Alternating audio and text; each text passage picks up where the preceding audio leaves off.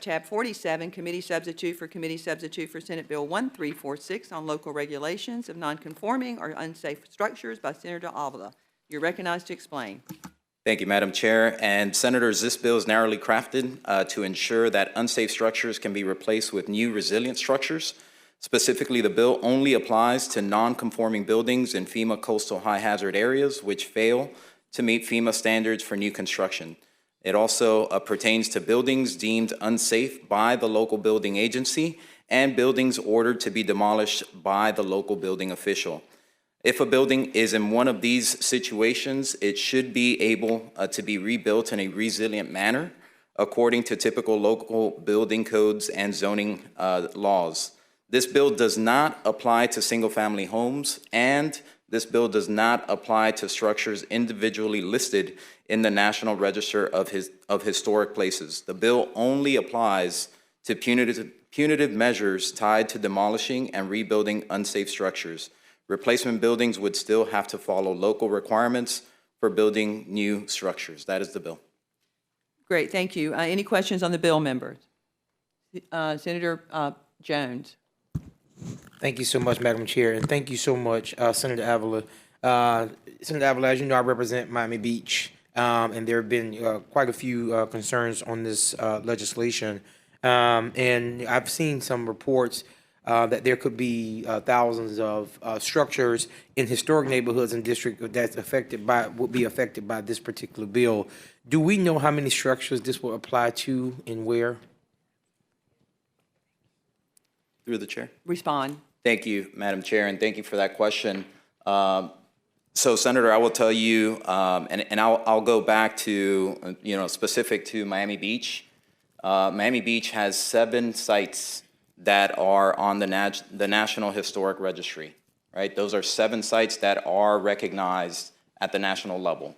Now, there's a big discrepancy between that and between what the local historic preservation board has deemed historic.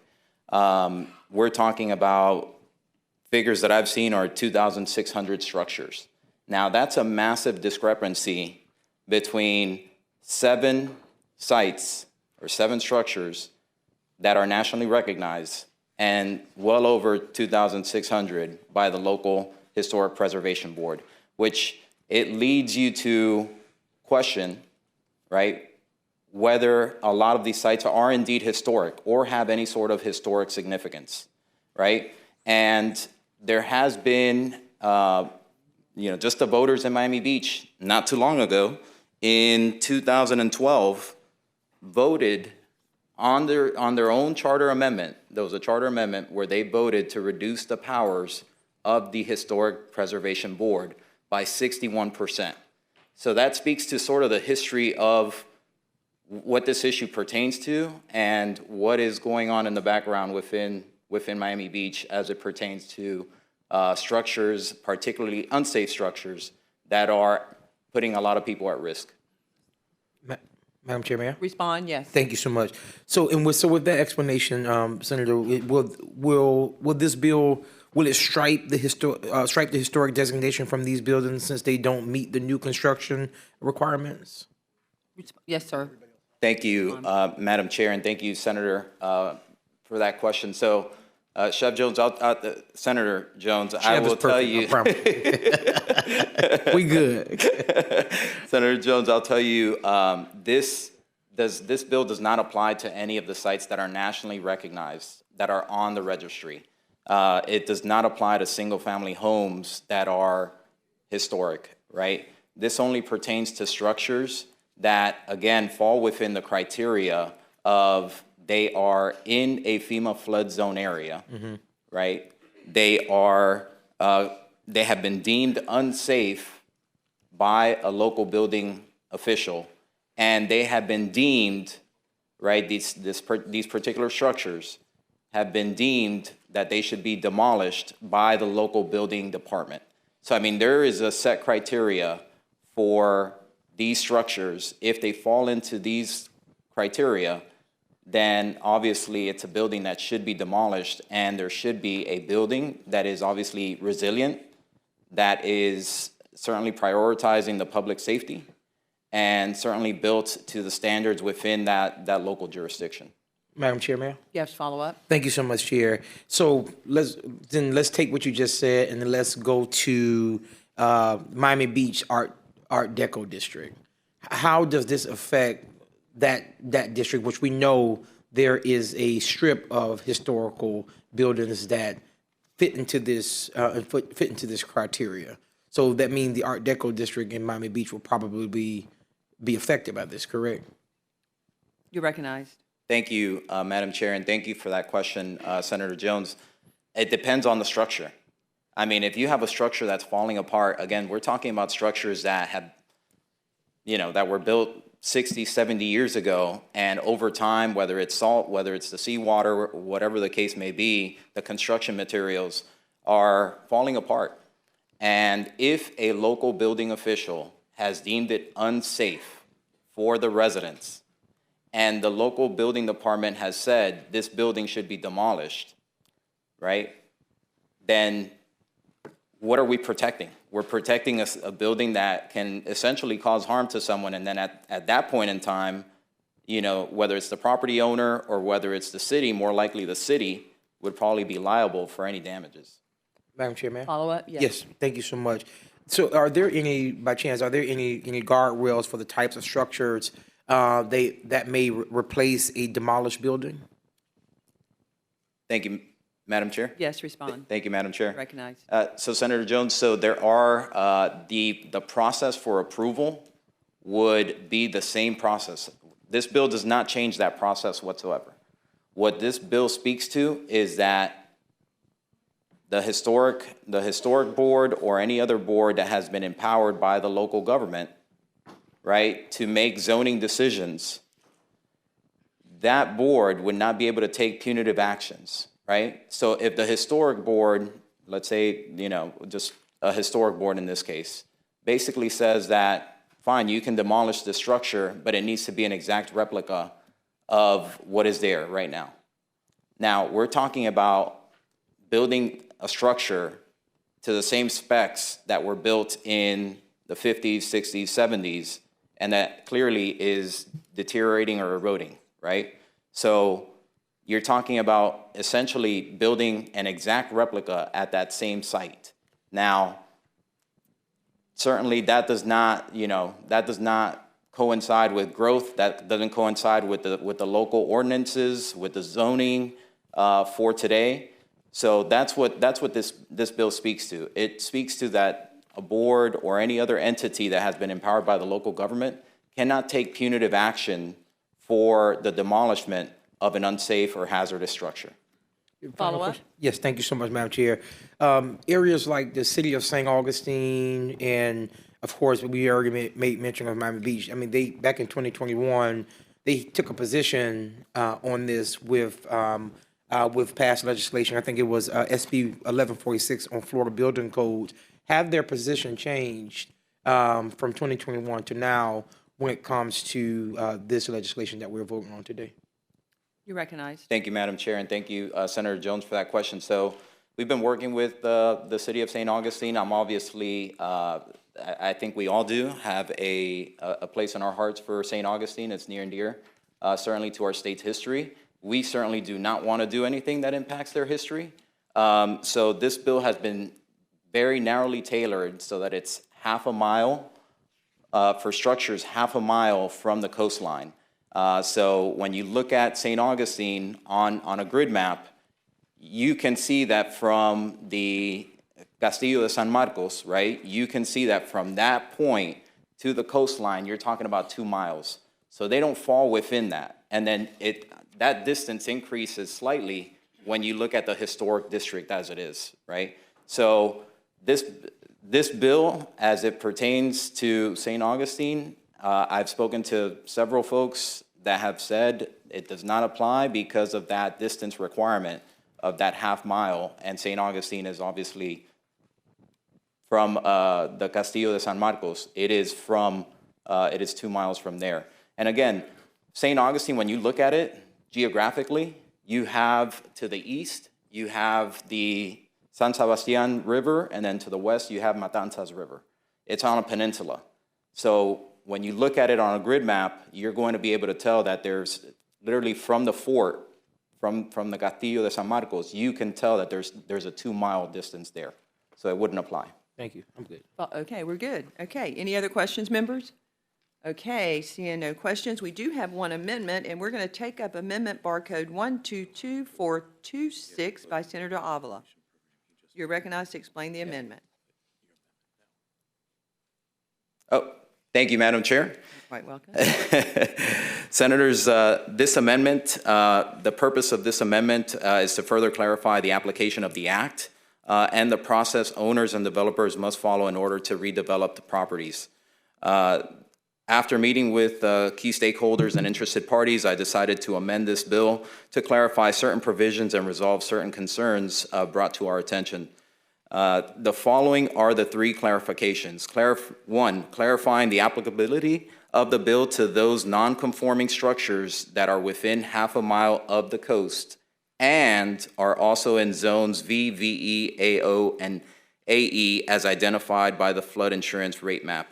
It also, the other clarification is the deletion of subsection 5C in order to clarify that local land development regulations would still apply to replacement structures.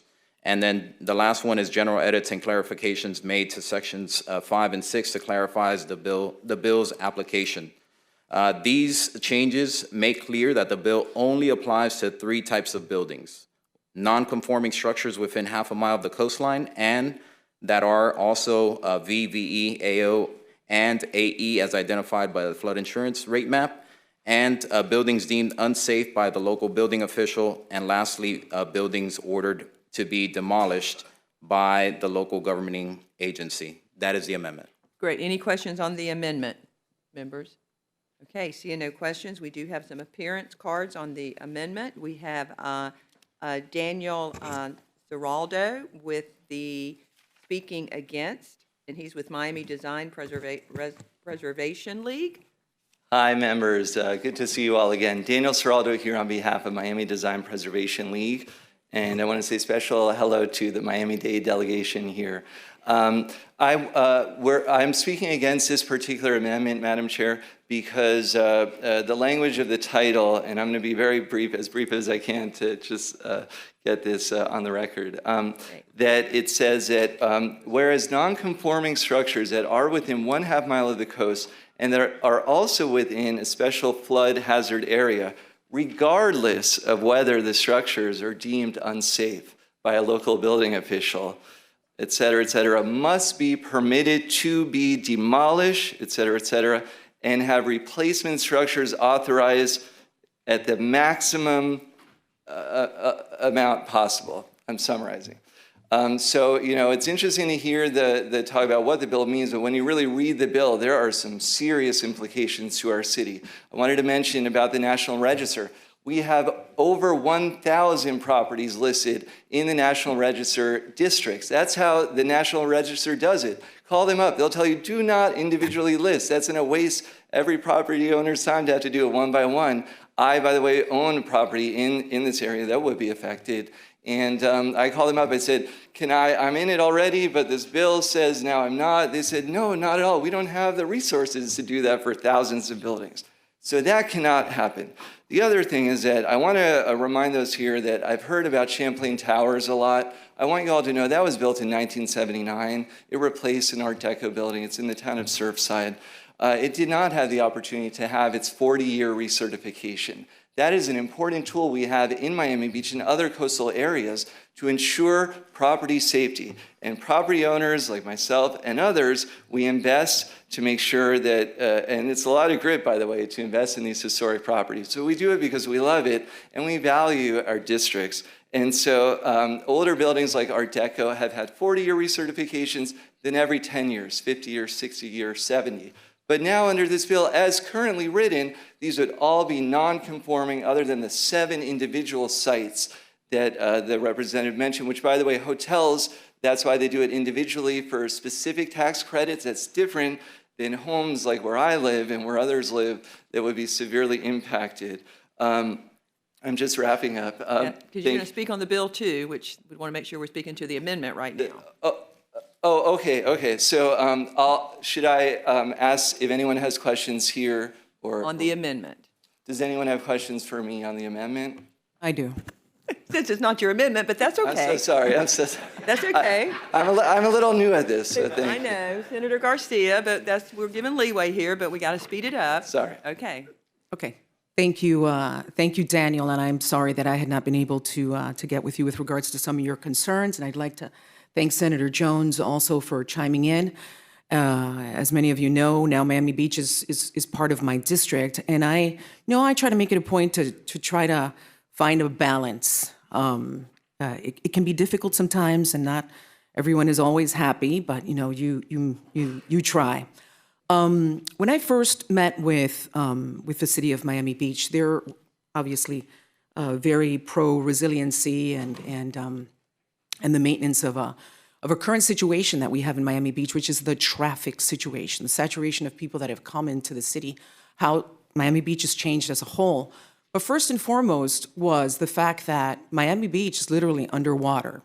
Eventually, when we start rolling out, what should be in order to bring Miami Beach to where it should be, we're talking about roads should be 6 feet higher. When you talk about trying to, and this is the part where I get confused, and forgive me, I'm not an engineer. I studied architecture, but not long enough. I ended up here in the Senate. Where do you see how to maintain the historic value and design of the district when Miami Beach per se has issues? I mean, from an engineering standpoint, parking, too many people, too many buildings, sewer, conversion, resiliency. I mean, guide me through this so that I can help you as well. Thank you. Thank you. And through the chair, if I may? Yes. Okay, It thank seems you, like we're Senator. getting a much on the bill and not the amendment, so let's try to. Okay, I'll be as brief as I can, but it's had such a huge impact, and this I is understand. okay. Thank you. Thank you, Senator, and thank you so much for your leadership. Our organization started a Resilient Properties Workshop several years ago to help homeowners understand what their options are with resiliency, because there are so many challenges. We know there are hurricanes. We know oftentimes MacArthur Causeway is shut down because just too many visitors are there.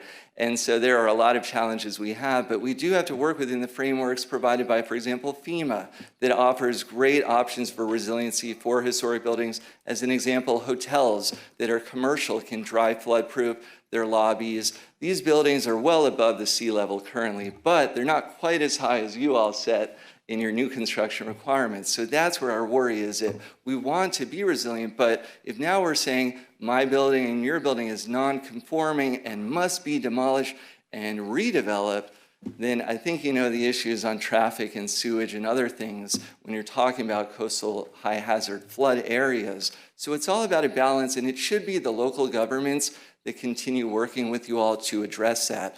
But these sort of bills that are so fast, it's very hard to wrap our heads around as I'm being asked to close. So I hope I answered some of your concerns. Great, thank you. You good? Okay.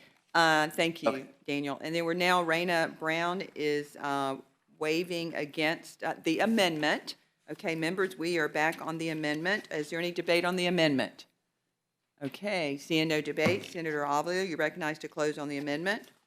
Thank you, Madam Chair. And I just want to point out, it's the ones that are deeming the structure unsafe or hazardous is the actual local building official from that jurisdiction. It is not me, it is not the legislature, it is literally the local building official in that jurisdiction. Aside from that, the ones that deem that the unsafe or hazardous structure needs to be demolished is the building department in that local jurisdiction. It is not me, it is not the legislature. It is literally the officials in that jurisdiction. So with that, I ask for your favorable support. Great, thank you. All in favor of the amendment, say yay. Yay. All opposed, say nay. The amendment is adopted. Now, we have a really late filed amendment, filed in the committee late amendment, but we are going to take that up without objections, and that is being presented by Senator Jones, and that is barcode 178712. And you're recognized to explain your amendment. Thank you so much, Madam Chair, and I apologize the late file. Some of the stakeholders, they stopped by and they shared their concerns And members, as Senator Garcia made mention, she serves the south portion of Miami Beach. I serve the north portion of Miami Beach. And so currently, in the current language, after tearing down, developers will automatically be authorized to build a new structure on the site at the maximum height and density for which the area is zoned. Local governments will otherwise have little to no say in what the building looks like, including whether it's a replication of the original structure. What this amendment does, it expands the exemption for qualifying structures and buildings to match the Florida Building Code definitions regarding historic buildings that either fall within a National Register Historic District, is individually designated as a local historic site, or located within a local historic district. And that is the amendment, Madam Chair. Great, thank you. Any questions on the amendment? Any questions? Seeing no questions, Senator Avila, would you like to respond to the amendment? Yes, Madam Chair. Although Senator Jones is a dear friend, this amendment is unfriendly. I certainly would love to have conversations with him. I know this is part of his district as well as Senator Garcia's, so I'm extremely sensitive to them, and I've had multiple conversations with them, and they've been certainly advocating for their communities tirelessly, particularly on this issue. This bill is extremely narrowly tailored. And the intent of it is really to do away with these unsafe and hazardous structures. One other thing that I'd like to add is, as it pertains to this amendment, not everything can be historic. If everything is deemed historic, then you devalue what really is historic.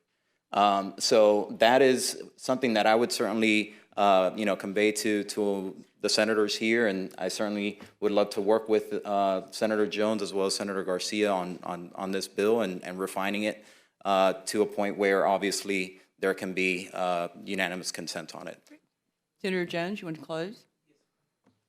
Thank you so much, Madam Chair, and thank you so much, Senator Avila. I just really wanted to put this on the record to be able, so we can work it through, because there are a number of Miami Beach advocates and residents who are here this week, and with the hopes that we can get together prior to this going to the next committee or to the floor to at least get to some middle ground to where the Miami Beach residents and the other advocates can feel supported in this. So I would love to work with you and see if we can come to some resolve on this. So I really thank you. I'm going to withdraw the amendment with the intent to work with the bill sponsor. Great, thank you. Okay, members, now we're back on the bill as amended. Is there any additional questions on the bill as amended? Okay, seeing no additional questions, we do have some appearance cards, and Daniel Ciraldo. Well, you.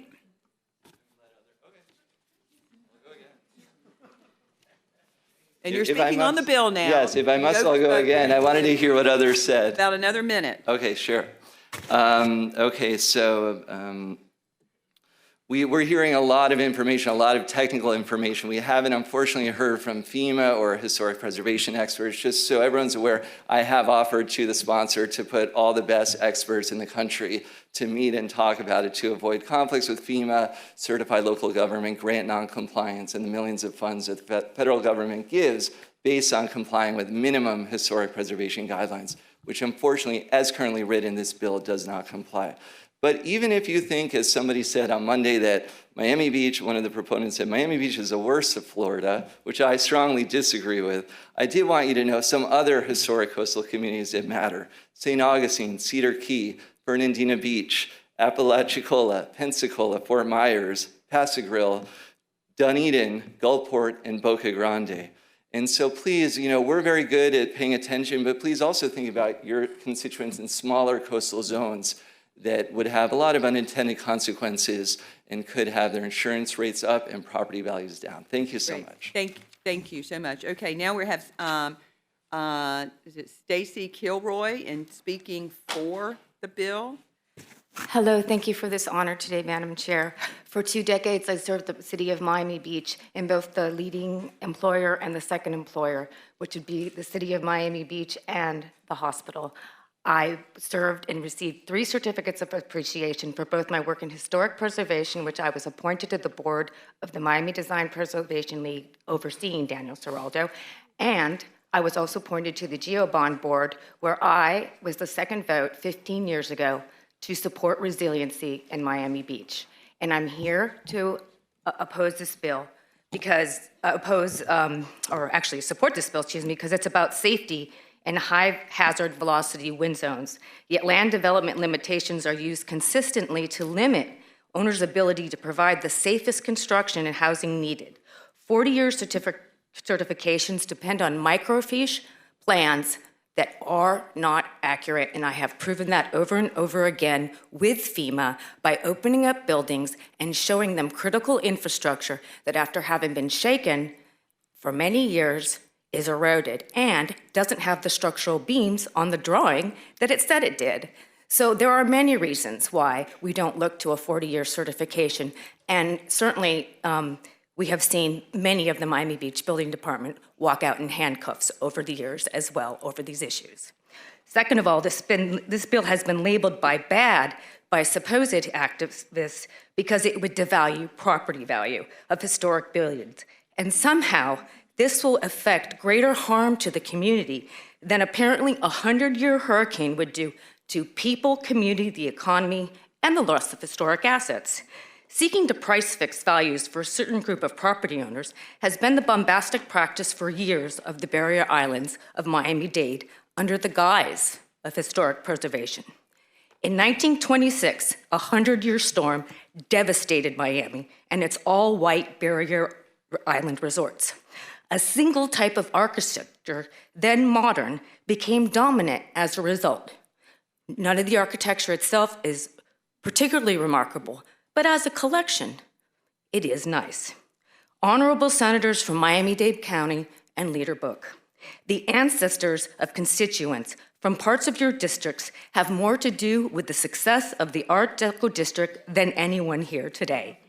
After the storm of 1926, people of color were forced from the mainland, men, women, and children beaten into trucks, taken to Miami Beach, and put into mandatory conscripted labor, slave labor, to clear the hurricane debris from the all-white Miami Beach. They were then the laborers who were paid inferior wages to build these buildings. Mrs. Kilroy, what is, I'm trying to wrap That they on never, this, so can we I'm like going in for landing, that they never got to rent, own, or sleep in, ever, not even Muhammad Ali. It's time for a reasonable balance where preservation takes its rightful place as one economic driver. We see in Florida law that there are exceptions, historic schools, where education is more important than the building itself. And this is the case here.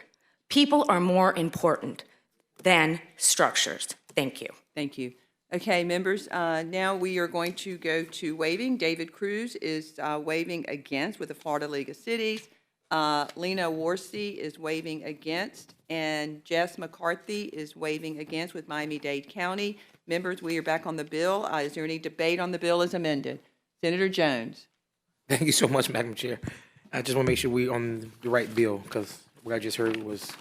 Yes. I just want to make it clear, the Senator Avila, today, what I'm going to do is I'm going to support the bill with you today so I can still be allowed at the negotiation table and to see, also to speak to some of the stakeholders. And I did speak with Senator Garcia to let her know that the three of us can get together. I appreciate it. So you got my support to be on it. I would think you'd still be at the negotiating table, Senator Jones. I appreciate you or that. not. Okay, any more debate? Any other debate? Okay, Senator Avila, you recognize to close on your bill as amended. Thank you, Madam Chair, and you stole the words right out of my mouth. Of course, you'll be at the table, and certainly Senator Garcia, as I mentioned before, I'm extremely sensitive to certainly to their districts, right, and to their residents. But because I'm so sensitive to that, I am also extremely concerned that you have a lot of these unsafe structures that are being quote unquote protected under the gaze of having historical significance when a lot of these structures are not historic in any nature. I mean, I'll give you a personal example. My house was built in 1950, Mediterranean style, white painted roof, right? Miami Vice style. It's older than the Fontainebleau. Should my house be historic? I don't think it has any historical significance. Yeah, I don't know, Miami Vice. But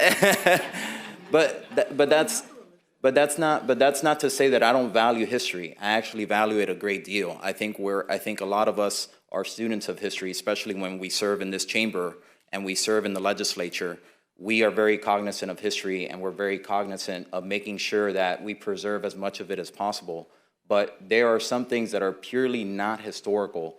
And to get to the bottom of this bill, this really goes back to the local governments giving and empowering these local boards to a great, great extent, so much so that just in Miami Beach's case, as I've referenced before, in 2012, they had to have a charter amendment where the voters overwhelmingly supported the reduction of powers that were given to the Historical Preservation Board. That is what we're dealing with in this bill. This bill does not give the developer or the property owner any existential, benefit. It purely says that those boards and those local jurisdictions cannot take punitive actions on those owners and developers if they demolish an unsafe structure that was deemed unsafe by the local jurisdiction. And with that, I ask for your favorable support. Great, thanks. Cindy, please call the roll on committee substitute for committee substitute for Senate Bill 1346. Senator Baxley? Senator Book? Senator Boyd? Senator Broder? Senator Broxton? Senator Burgess? Senator Burton? Senator DeSigley? Senator Garcia? Senator Hooper? Senator Hudson? Senator Jones? Senator Osgood? Senator Rodriguez? Senator Rusan? Senator Simon? Senator Torres? Senator Yarborough? Vice Chair Perry? Chair Mayfield? Yes, and by your vote, committee substitute for Senate Bill 1346 is reported favorably.